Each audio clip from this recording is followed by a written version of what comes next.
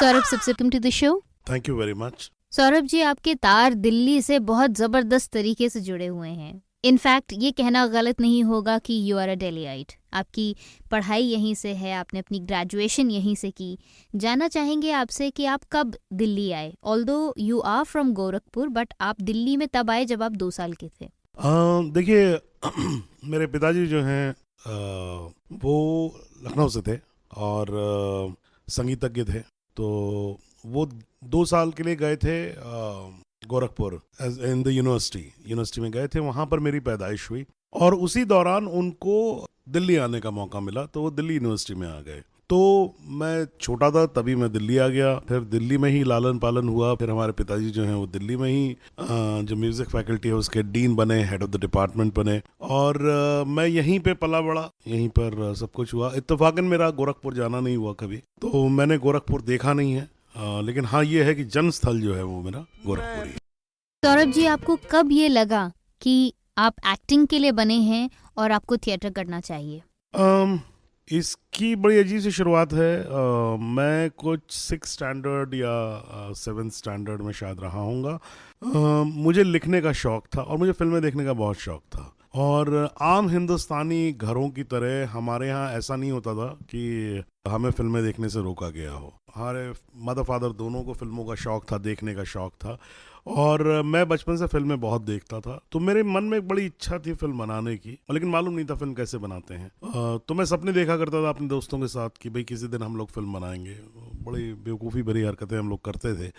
तो जब हम लोग कॉलेज में आए, फर्स्ट ईयर कॉलेज में आए, तो मेरा एक बहुत अच्छा दोस्त अरुण पंत उसका नाम, उसने कहा कि सौरभ हम फिल्म तो बना नहीं पा रहे क्योंकि उसमें पैसे बहुत लगते हैं। तो एक चीज़ होती है नाटक, उसमें कहानी होती है, ड्रामा होता है, एक्टिंग होती है, कॉस्ट्यूमिंग होती है, खाली कैमरा नहीं होता है। तो लेट्स प्रैक्टिस दैट, ताकि जिस दिन हमारे पास पैसे हो हम फिल्म बना सके। तो इस तरह से मेरी थिएटर की शुरुआत हुई। लेकिन जब मैंने थिएटर करना शुरू किया तो थिएटर मुझे समझ में आया कि ये अपने आप में एक फॉर्म ऑफ आर्ट है, और वो इतना खूबसूरत फॉर्म ऑफ आर्ट है कि I completely fail in love. और एक समय था कि मैंने तय किया कि मैं फिल्मों में नहीं जाऊंगा, बल्कि खाली नाटक ही करूँ।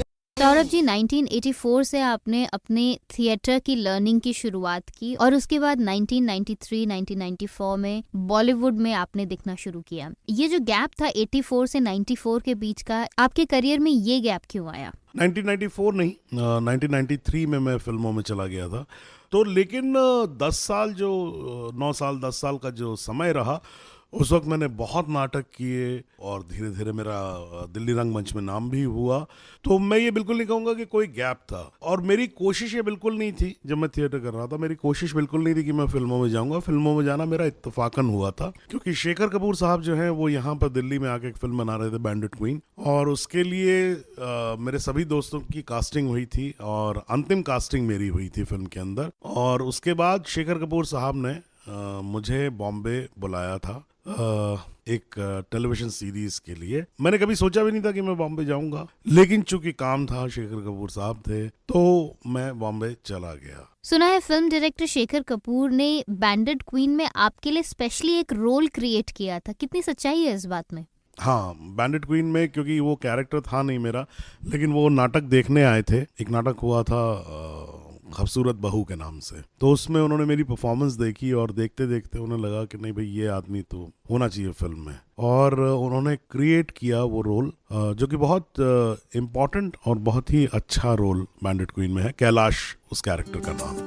सौरभ जी, आपने इंडस्ट्री में बहुत काम किया है और उसके मुकाबले अगर हम देखें कि आपको कितने अवार्ड्स मिले हैं, तो कुछ इक्का दुक्का ही अवार्ड्स हैं जो आपको मिले हैं, लेकिन सबसे इम्पोर्टेंट अवार्ड आपके करियर का जो है वो है जॉली एलएलबी के लिए national award for best supporting actor. कैसा फील किया आपने जब आपको पता लगा कि आपको नेशनल अवार्ड से नवाजा जाने वाला है? मुझे बहुत अच्छा लगा, और यहाँ मैं आपको एक बात बताना चाहूँगा। मेरे 20 साल के करियर में ये मेरा पहला साल है जब मुझे अवार्ड मिला है। मुझे 20 साल तक अवार्ड्स नहीं मिले हैं। मेरे ख्याल से मेरा अवार्ड यही है कि लोगों के दिमाग में है कि मुझे बहुत सारे अवार्ड्स मिले हैं, यानी कि वो काम ज़रूर अवार्ड के लायक रहा होगा। तभी लोग मुझसे अक्सर मिलते हैं और अक्सर मुझसे कहते हैं कि भाई आपको तो बहुत सारे अवार्ड मिले। यानी कि मुझे अवार्ड्स दिए नहीं गए, लेकिन लोगों ने कल्पना ज़रूर की कि नहीं ये इस काम को अवार्ड मिलना चाहिए। तो इस बात की मुझे बहुत ज़्यादा खुशी है। लेकिन सच्चाई ये है कि 2014 पहला साल है जब मुझे एज एन एक्टर पहला अवार्ड मिला।